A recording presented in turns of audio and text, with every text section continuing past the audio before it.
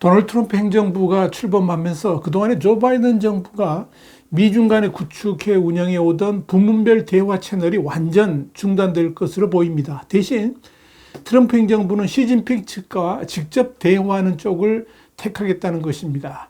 이렇게 되면 중국 입장에서는 매우 어려운 상황을 맞이할 것으로 예상됩니다. 그래서일까요?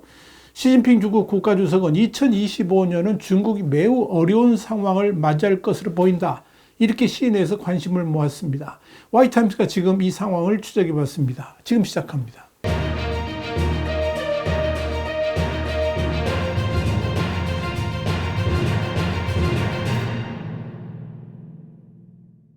월스트리트저널은 현지 시간 29일 그동안 미국의 재무부 관리들은 거의 겨울에 한 번 정도는 중국 측과 만나 대화를 해왔지만 새해 미국에서 도널드 트럼프 행정부가 출범하면 그동안 조 바이든 행정부에서 중국과 구축해왔던 이런 대화 채널이 다시 사라질 가능성이 크다 그러면서 트럼프 당선인과 바이든 대통령 둘 다 중국의 강경한 입장이지만 중국을 상대하는 전략이 매우 다르다 이렇게 보도했습니다.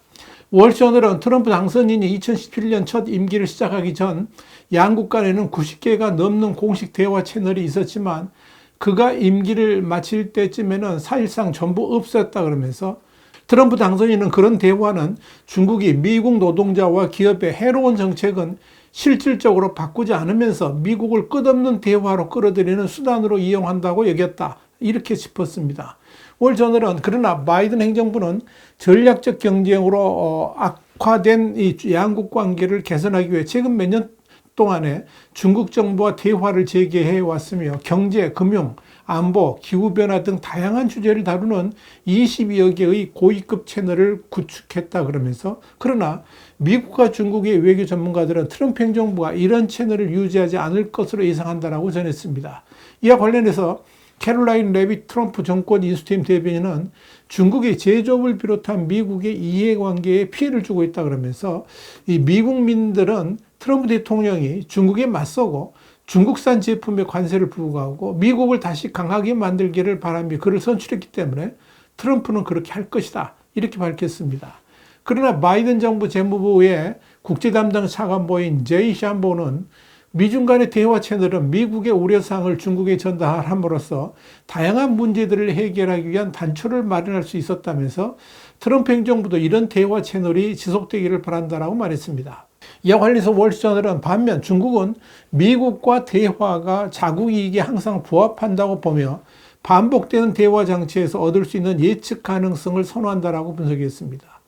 월저널에 이어서 중국 정부 당국자들이 최근 트럼프 당선인의 백악관 복귀를 앞두고 당선인의 이너서클 그러니까 최측근 그룹과 접촉을 반복해서 시도했으나 실패했다면서 중국 지도부는 트럼프 팀과 비공식 대화 채널이 사실상 없는 상황에서 트럼프 2기 행정부가 관세를 중국과 무역 합의를 협상하기 위한 수단으로 쓰려고 하는지 미국 경제를 중국과 더 분리하려고 하는지 파악하려고 하고 있다고 짚었습니다. 월스트리트저널은 더불어서 중국 당국자들은 지도부에 가해질 정치적 위험을 최소화하기 위해 정해진 외교 의례를 따르는 걸 선호하며 미국을 상대할 때 기존 사고방식이나 관례에서 벗어나지 않으려고 한다 그러면서 예를 들어서 트럼프 당선인이 최근 전례를 깨고 시진핑 주석을 자기 취임식에 초청을 했고 일각에서는 시 주석의 참석이 양국 간 긴장 완화에 도움될 수 있다고 보지만 시 주석은 참석할 계획이 없다 이렇게 설명했습니다.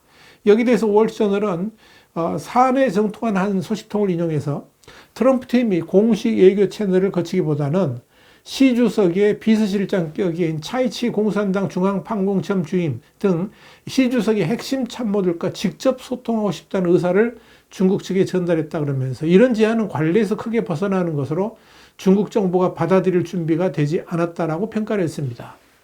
한편 시진핑 중국 국가주석이 새해 중국이 직면한 상황이 매우 험난하다면서 국민의 어려움을 잘 파악하고 해결해야 한다라고 발언에 주목을 끌었습니다.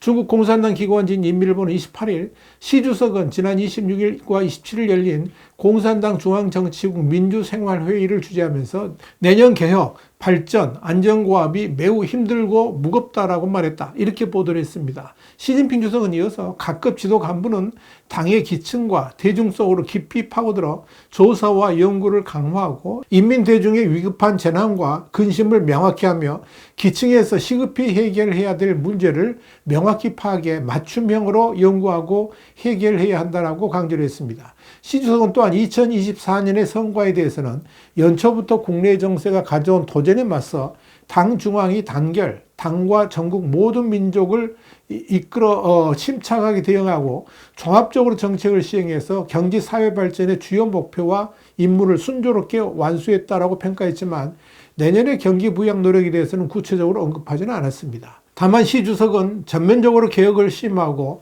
높은 수준의 대외 개방을 확대하며 경제의 지속 회복을 추진해 인민생활 수준을 높일 뿐만 아니라 사회 화합과 안정을 유지해야 된다라고 주문했습니다. 그러면서 2025년에 끝나는 14차 5개년 계획, 2021년부터 25년까지인데 이 5개년 계획의 목표와 과제를 높은 수준으로 완수하고 15차 5개년 계획의 좋은 출발을 위한 토대를 마련해야 된다라고 말을 했습니다. 시진핑 주석은 또한 집권 후 지속해온 반부패 투쟁과 관련해서 매우 냉철하고 단호해하며 결코 해이해지거나 우유부단해서는 안 된다 그러면서 당 규율은 반드시 준수해야 된다라고 강조를 했습니다. 눈여겨볼 것은 시진핑 주석이 최근 들어서 반부패 조사의 확대를 선언하면서 전국적으로 200개가 넘는 특수구금시설을 건설하거나 확장했으며 이런 반부패 단속이 집권공산당을 넘어서 공공부문까지 광범위하게 확대될 것으로 보인다는 점입니다.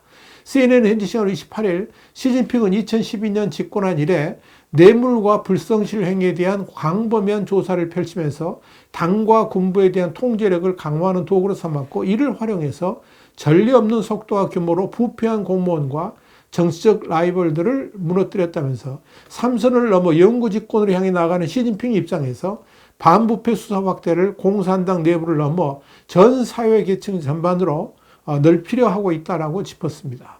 그러다 보니 새로운 구금시설의 대대적 확대가 필요하게 되었고 이런 반부패 수사를 통해서 사회적 불안정을 사전에 예방하려 한다는 것이 CNN 해석입니다. 이 말은 곧 새해에 중국 사회가 그만큼 불안정해질 것이라고 판단해서 사전에 공안 통치와 공포 분위기 조성을 통해 국가적 혼란이 일어나지 않도록 하려는 시진핑의 계획이 담겨 있다는 것입니다.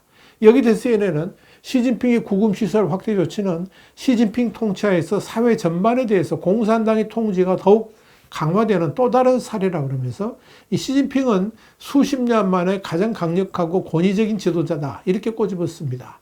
시진핑 주석이 이렇게 2025년 새해에 대해서 부정적 예측을 하는 것은 그만큼 중국 사회 전체가 상당히 위축되고 있으며 반면 사회 불안은 날이 갈수록 확대될 여지가 많다는 걸 의미합니다. 사실 지금 상황에서 미중 간의 관계까지 악화된다면 이는 중국 경제에 직격탄을 날릴 가능성이 매우 높습니다.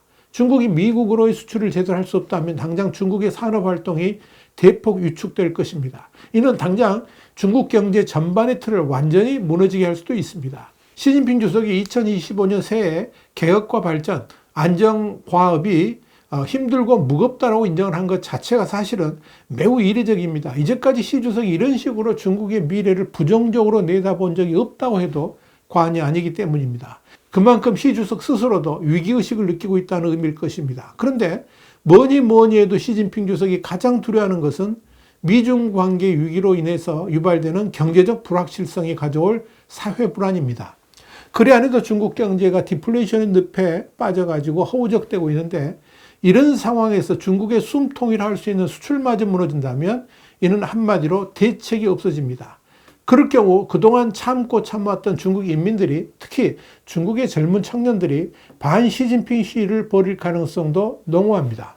시진핑 주석이 한편으로는 트럼프 정부와 맞서야 하고 또 다른 한손으로는 중국 내 사회 불안과 맞서야 합니다. 그런데 시진핑 입장에서 곤혹스러운 것은 트럼프 위기는 도대체 현재로서 가늠도 못할 정도로 안개 속이고 이와 동시에 중국 내에서 집단 시해 같은 불안 요소들이 폭발한다면 정말 걷잡을 수 없는 위기에 빠질 수도 있다는 점입니다. 시진핑의 불안은 바로 이 지점에서 출발합니다. 그러니 시진핑도 답답할 수밖에 없을 것입니다. 화이트함스 국제정세 분석의 추국이었습니다. 감사합니다.